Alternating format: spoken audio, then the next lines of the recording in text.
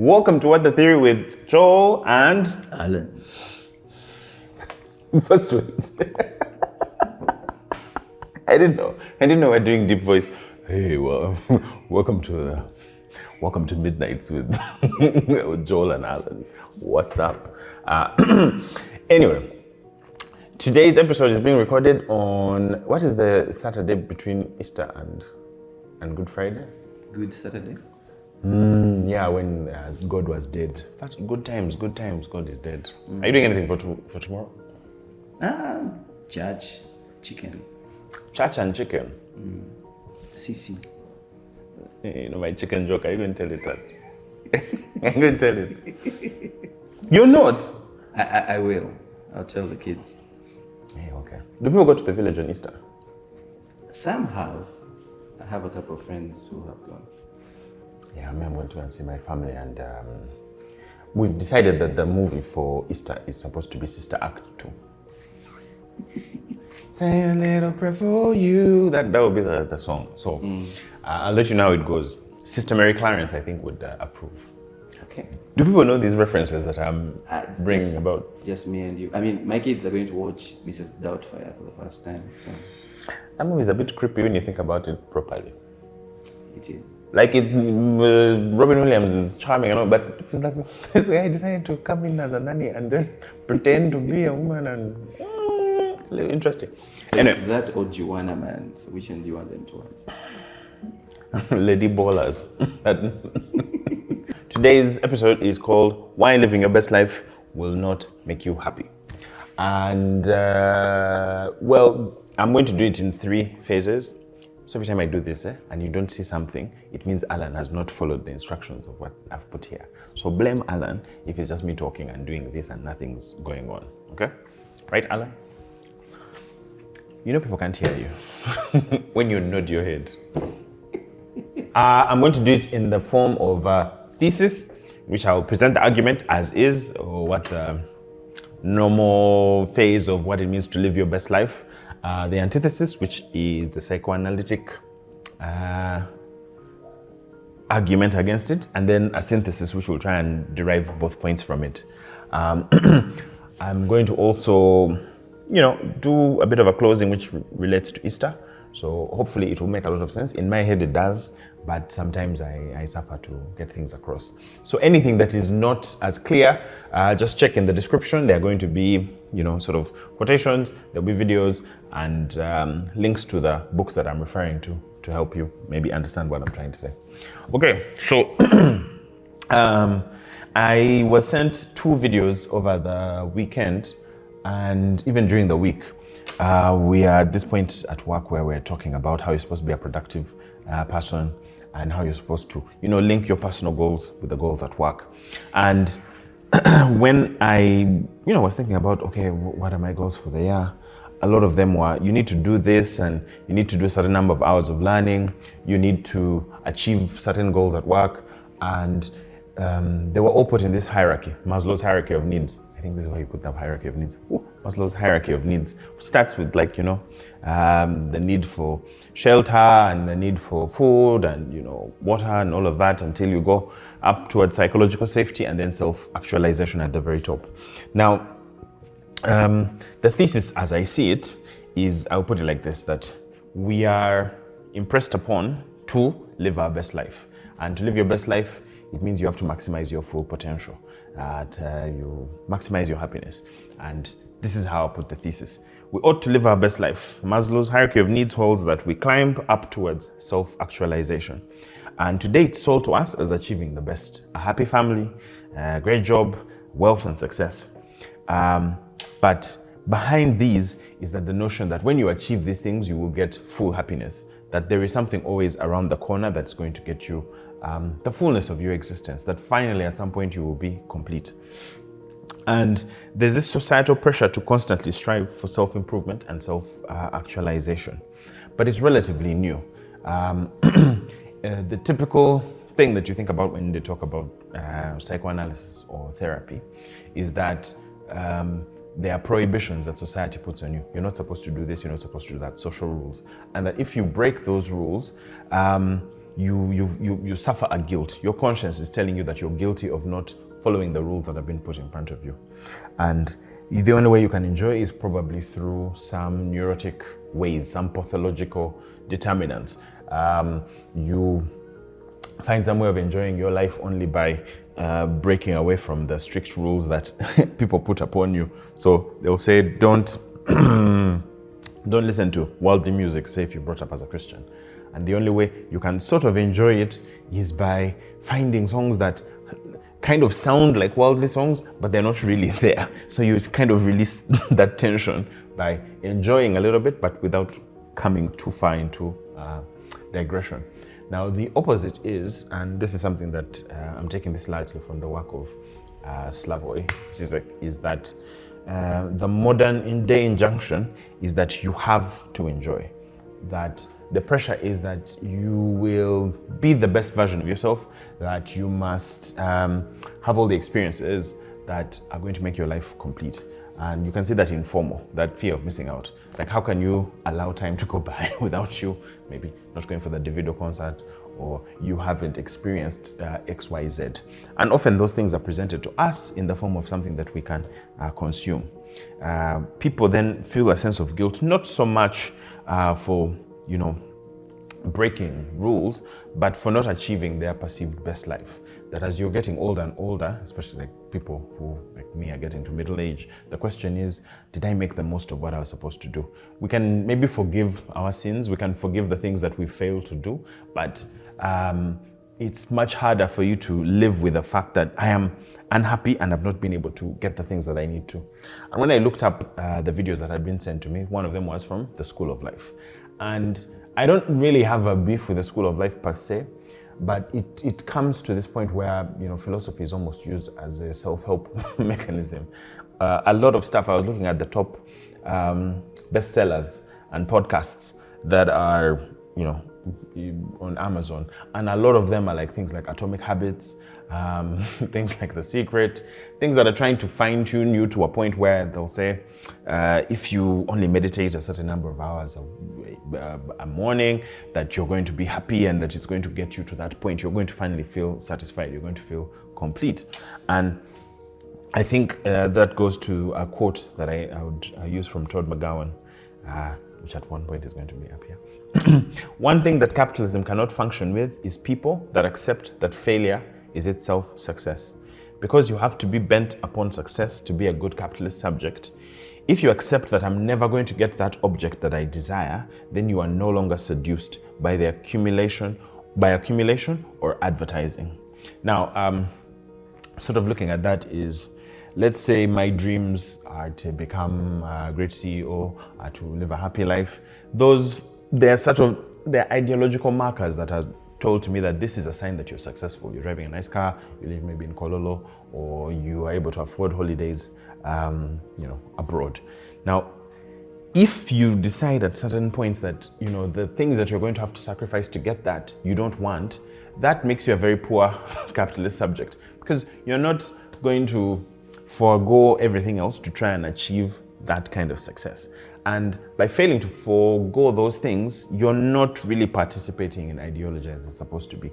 And now it's presented to us as someone being lazy, as someone not wanting to achieve several things. I know for me, the brightest people in school, the people who had the most promise, because they've not achieved in material ways, or they've not climbed to the top of society, it's almost looked as they failed in some way, in some sense.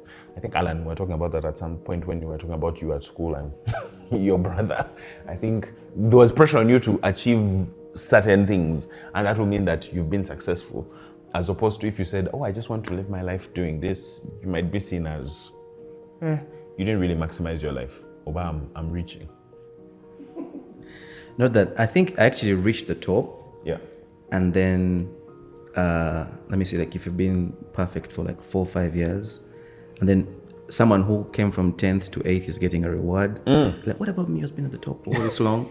Like, you used to you doing this. Yeah. Like, this is what you do. Yeah. Until I stopped. And I was like, you know what, let me just not focus on this and actually start living and being a rascal and doing all these things. And yeah. So now you're in your rascal phase?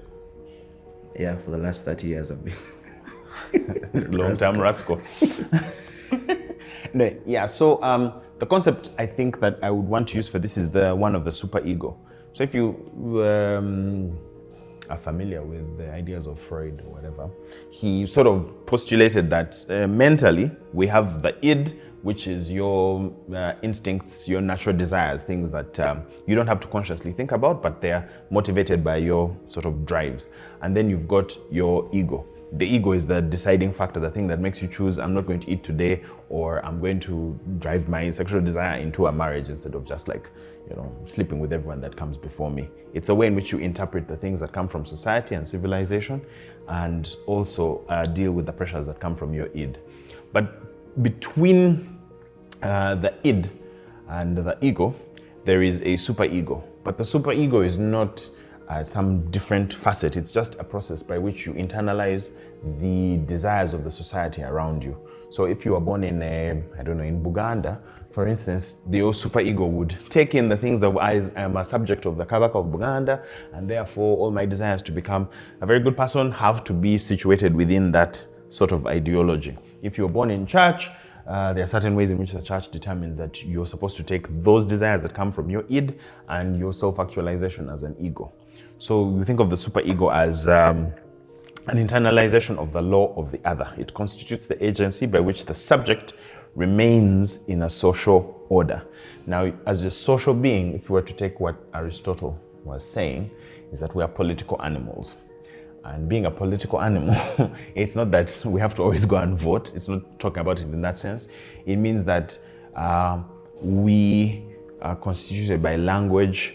Your identity is defined by who you are in a family, who you are in a community. So your sense of self is in part constituted by the people that are outside you, the social rules outside of you. Now, those social rules compel you to act in a certain way. And it comes to the level of enjoyment. Now, when we say the superego is pushing you to enjoyment, this whole section I think you'll put up here. I'm talking about enjoyment in 3 phases. I'm going to describe what that enjoyment means. So enjoyment is not pleasure. Enjoyment is not the same as pleasure because it is a state of satisfaction driven by the fulfillment of needs.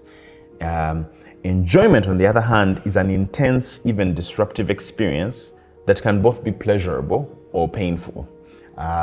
When you think you're enjoying something, sometimes you enjoy the failure of certain things. Like for instance, if you're flirting, people who like to flirt, the goal would be to flirt to get the other person either to be with you or to, get their desire. But sometimes people flirt just for the enjoyment of doing it, not to achieve the final thing. In fact, when it is achieved, it's almost like that's the death of that pleasure. And so sometimes you want that successful failure. You just want to keep repeating that activity. And that comes to the idea of excess and the death drive. So enjoyment is linked to the Freudian concept of death drive, a force that is pushing us towards a return to a sort of inorganic death. It's an excessive, overflowing energy. And it goes beyond the pleasure principle. And that's why, people repeat their compulsions. Like someone who drinks alcohol over and over and over again, you might say, why are you doing that? It's like, well, I enjoy drinking. But when you see them going through it, the enjoyment comes with pain, but they keep doing it over and over again. So it's odd to call it something like enjoyment, but I think the whole psychoanalytic option is, why do we compulsively keep doing stuff that we know is not going to achieve a certain end, but nonetheless we keep doing it? It's because there is something in it that you're achieving, something that you're retrieving from it, that is keeping you feeling like, okay, I'm going to sustain this desire.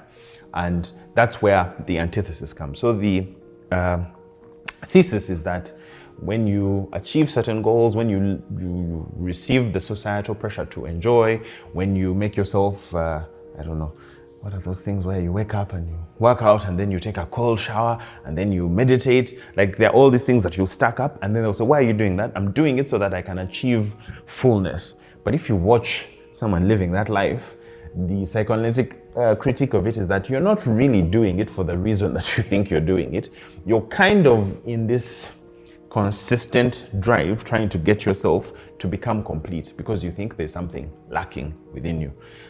In Christianity, it's probably looked at as sin, that we fall short of the glory of God, and then because of that, all our actions of the flesh fail to achieve wholeness.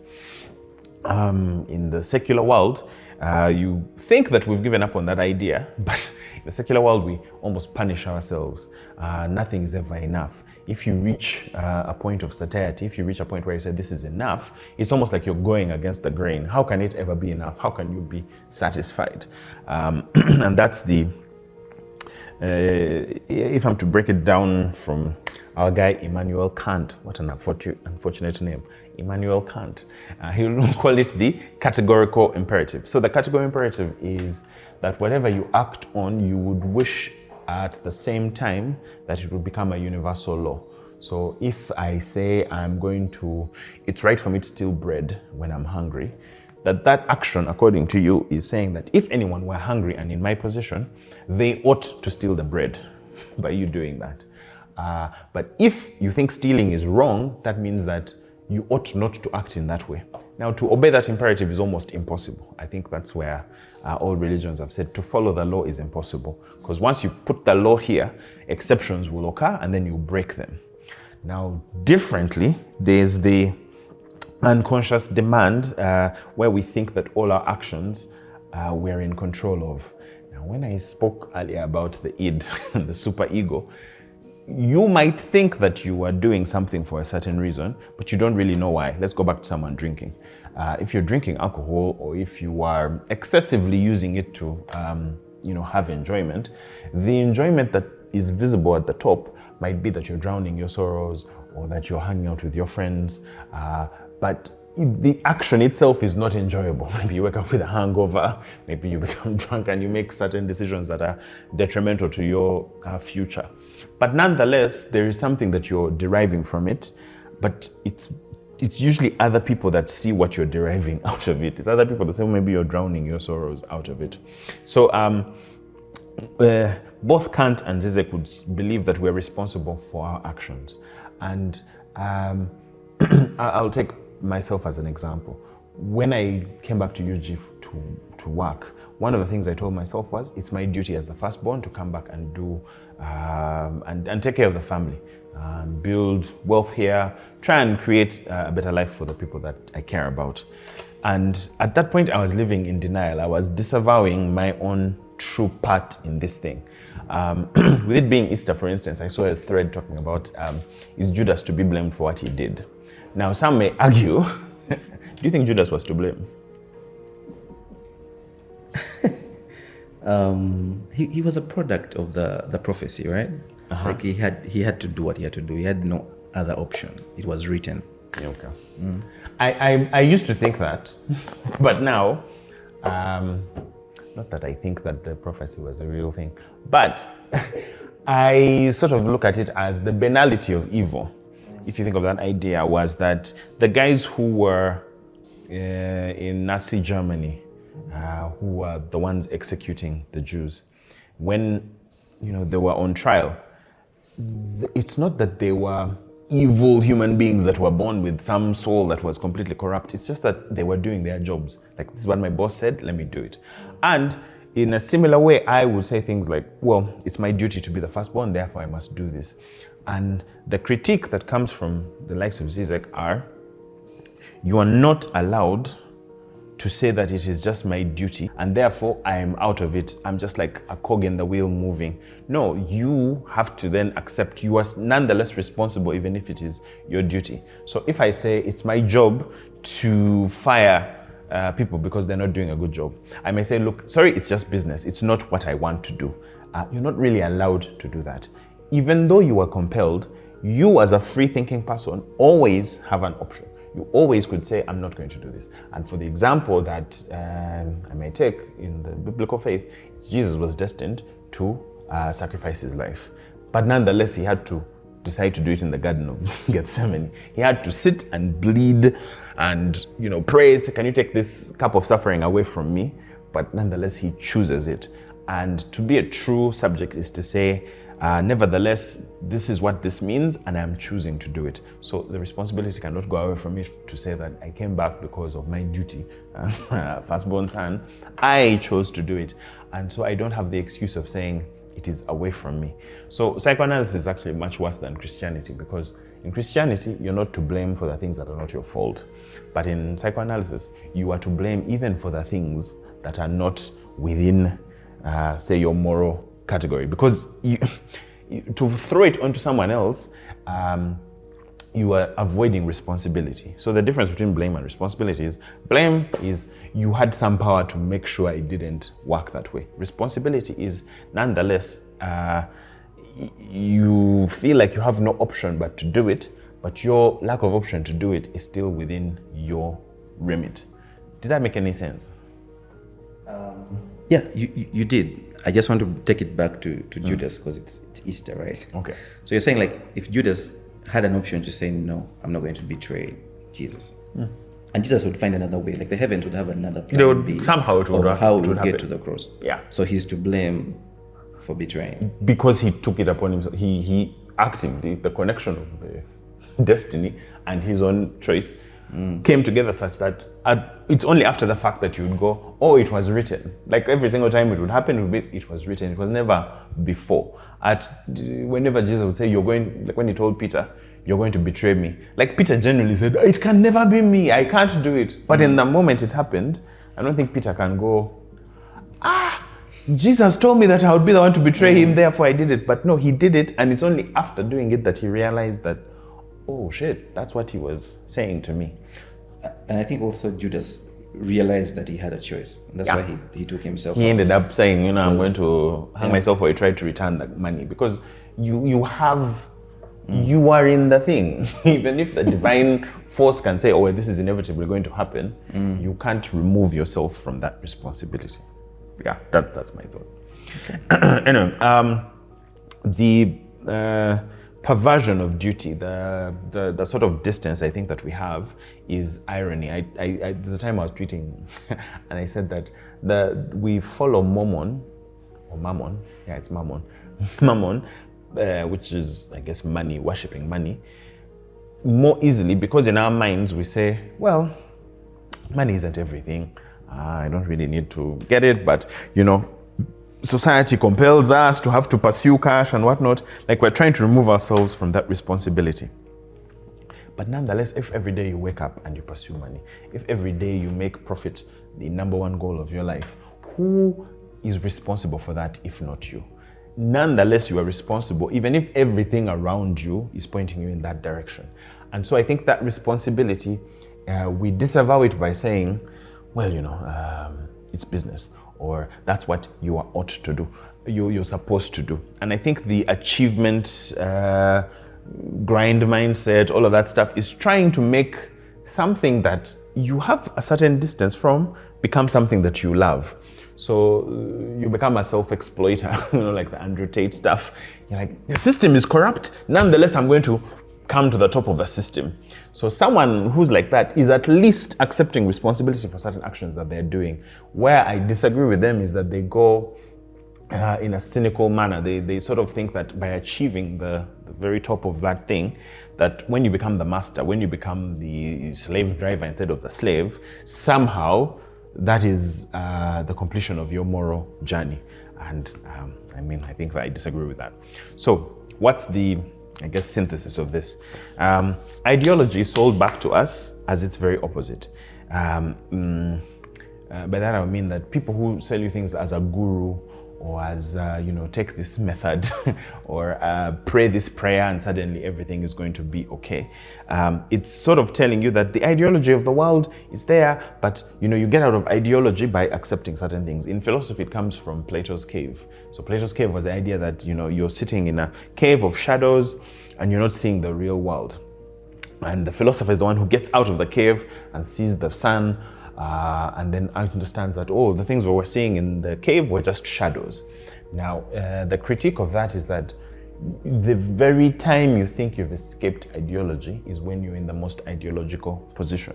It is the time in the Matrix when Neo leaves the Matrix and says, yeah, now I'm finally out of this thing and we've saved everyone. Like when he meets the architect is basically saying that escape is part of the Matrix. It's that it keeps you thinking that you can actually get out of the thing. We can't get out of ideology. The only thing that we can do is see what it is making us do and critique it. You remember I was saying that our unconscious, the desires that we have, the superego, is not within our own control. It is like the water in which we're swimming in. So until society itself changes, you will always have a remainder. There will always be some part of you that is compelling you to act in a certain way. The best thing we can do is start to engage. And as we engage, different ideologies start to be recreated until a whole new way of thinking is established. That's the only way things change, in that the culture around us changes. Yesterday I was with some friends of mine and we're talking about feminism, and I think the shrill voices of liberal feminists, and the arguments that some of them were making were like, look, the people who I talk to and I try to say, well, yeah, I'm trying to move in the realm of, how can we have more equality? But when I talk to certain feminists, they're saying things like, it's not my job to teach you. It's not my responsibility to educate you. And my sort of contention with that was, okay, yeah, I think that is actually not helping, because when most people need to learn, they need to be educated by someone.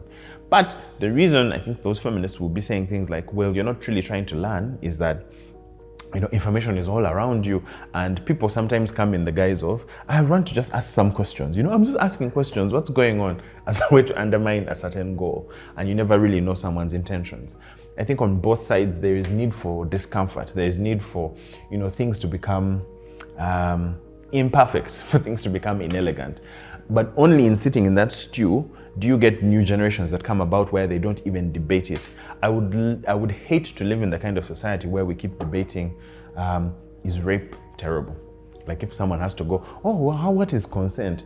But at some point those discussions have to happen, because that is you breaking out of an ideological sort of sinew. You don't see, whoever invented the concept of water, it's not a fish. It's only when you're kind of pulled out of it by something which is a little bit different that you realize, oh, these are the ways in which I was thinking. Now, the false view of that is that you can completely not have water. You can completely not have ideological spectrums. We all have one. I have one, and mine is bent more towards the socialist view. And in order for me to keep building that, I have to be with other people. I have to sort of continue to critique it. And the other critique that comes, or at least I'm not trying to give, solutions, because the goal of philosophy is not to give solutions, but to sort of ask questions, to reframe the way you're looking at certain issues. Now, a good reframing that I found, given that it's Easter, is the idea of grace. Now, grace is sold as unearned love. And this entire achievement society, this entire achievement drive, is that you can find completeness by doing certain things the right way, by being a good citizen, by getting a certain amount of money. And those things in and of themselves are not bad, but the goal, you think that you're doing it so that you can achieve something, but the logic of capital is that you must consistently fail. You must have an object that is consistently in front of you so that you consume. You buy more houses, you keep the economy running because you always need. If we, for instance, all stopped, the thing that drives capital, which is debt, would stop, because debt is about you taking from the future to service a need now, and then you say, I shall sacrifice my time and energy to pay off that debt in the future, thinking that happiness is just around the corner. But grace, in a radical way, is about accepting love, whether you believe in God or not. If you believe in a higher power, it comes in the form of you are loved so that you can love others. That your activity on earth, your project on earth, is to get yourself off your mind and help other people.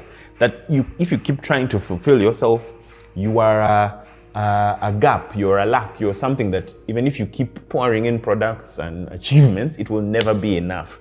And if you work in an economy that is always seeking infinite growth, those two things will forever be tied. You keep the economy going by keeping yourself dissatisfied, and while thinking you're seeking satisfaction. My own acceptance of grace had come from going through therapy. And in therapy, I thought that you go there to understand how to overcome your symptoms. You go there to say, pathologically, I'm unable to be happy unless I'm working really hard, or, whatever the case may be. But instead, what I found is your symptom is the way you cope with living in the world. What you go to therapy to do is to learn how to accept love where you are.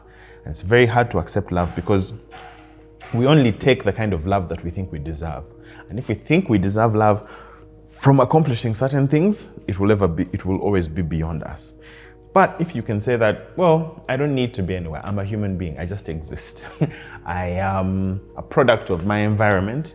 And the best way for me to be healthy is to reconnect with that environment, is to understand that I'm a frail person. I am always going to fall short of my goals, and that's fine. The best thing that you can do is try and fail forward. And I think failing forward, for whatever terminology you might have had from a self-help place, is not about you becoming the best version of yourself. It is just about being you. It's just about being this momentary being that is going to engage with the structures around you.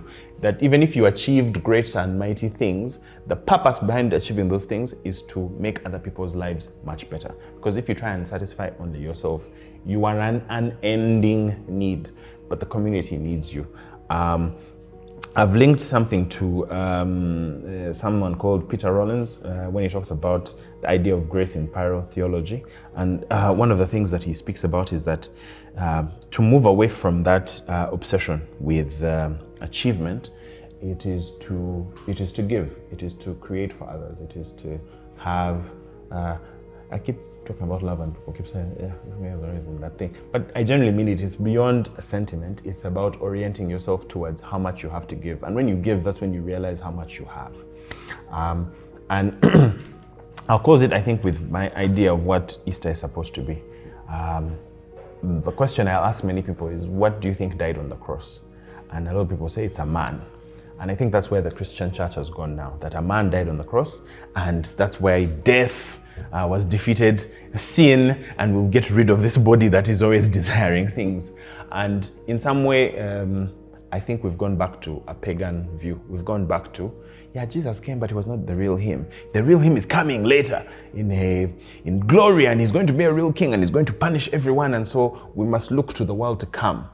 I instead say that what God did on the cross is that God died there, that transcendent ability. I watched Dune 2. I don't know if you've seen it yet.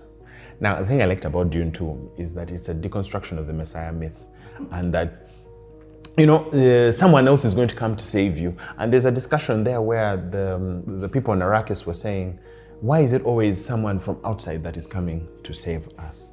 And even for God, that separation, that gap between him and us, almost every religion has the pathway back to God, that we fell from God and we're going back to perfection. But the beauty I find, and why I think atheism is the truth of Christianity, is that it's God who said that I am ultimately powerful and responsible, and I have failed to reconcile myself with my people.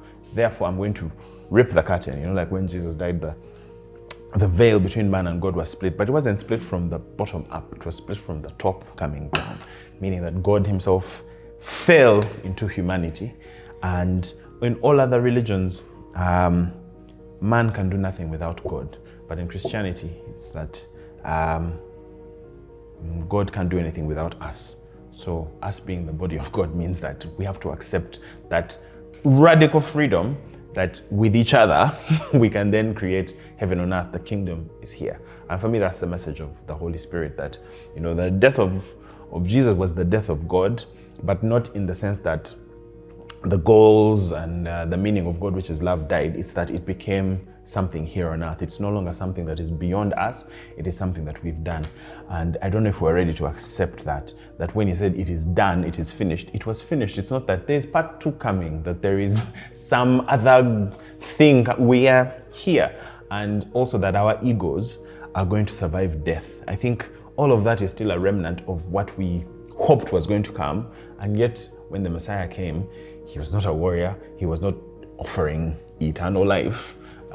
He was offering the fact that the eternity of life is love, and love transcends the ego. It's us dying to ourselves. It is the seed that breaks apart so that something greater can come forth. And so for me, it's a humbling message. It's something that I think is a good Easter message that, while self-help and all of that, the content of it necessarily is not wrong, but the motivation behind it to think that you can never find completeness by self-actualization is wrong. I think that you find that completeness in self-forgetting, in dying to self. And yeah, that's my mission, I think, for today. And it's my challenge to us that let's see if we can continually die to self, which is hard to do in a world that is constantly showing you images of yourself or growing more and more and becoming a larger being, becoming more and more, I guess, fulfilled. You become a large image of yourself. You can start to idolize what you think you're supposed to become. But I think forgetting yourself is the point of it all. I mean, after all, the example I think God gave for us was that he went from being the Almighty to dying, to finally saying that, let me sacrifice everything so that you guys can live. That's the end of my message. Alan, any comments? Yeah, I live like that. I don't really think about myself. Anyone who knows me knows this. Sometimes I go even beyond. In a painful way? I don't think it's a painful way. I think no, for us, it looks painful for us. It looks painful for everyone else. Yeah. But like, you're giving your time, you're giving your this. Like my daughter, who is 8, had like 2 nightmares at night. First one, I had a nightmare. Okay, stay in the sitting room. I took her back to bed. She came back like at 3. I was still working. Like, I had another, it's coming back. So I went and stayed with her the entire night in her bed. Then in the morning, she's grateful, like she went through that. And now she never cares about my morning, where I'm going. But now she took it upon herself of like, hey, you're going to shoot Uncle Joel. That's what you do on Saturday. But you've not had breakfast. Like, I want to come back very fast and I'll have it. Okay. Have a nice day. So like, I got that in return. Right now, the guy who is waiting for me outside, at one point didn't have a phone. And I just took it upon myself to be like, bought him a phone. And now he can literally like stay. No, my boss, don't worry, I'll wait. I'll do this. So not that you do it for the reward. For those things. You do it not knowing what the reward will be. Yeah. But it's always good when you actually see it coming back. And that pushes you to want to give more and more and more. I couldn't have said it any better. Happy Easter, Alan. Happy Easter, Joe. All right, man. The next episode, I think we're going to have the team from Can We Talk. So we're going to be showing you an exciting new product that we're coming up with. The people who've been saying PPJ, the PPJ episode is also coming. Those chicks think that they're more important than me. But I'm the star. I'm the star. That goes against everything that I've been saying. Yeah, I'm being a good person. I'm allowing them to rise above. It's not about me at all. Anyway, thank you guys for watching, for listening. Check the comments. In the description, there's going to be links to the stuff that we spoke about. And yeah, have a good holiday.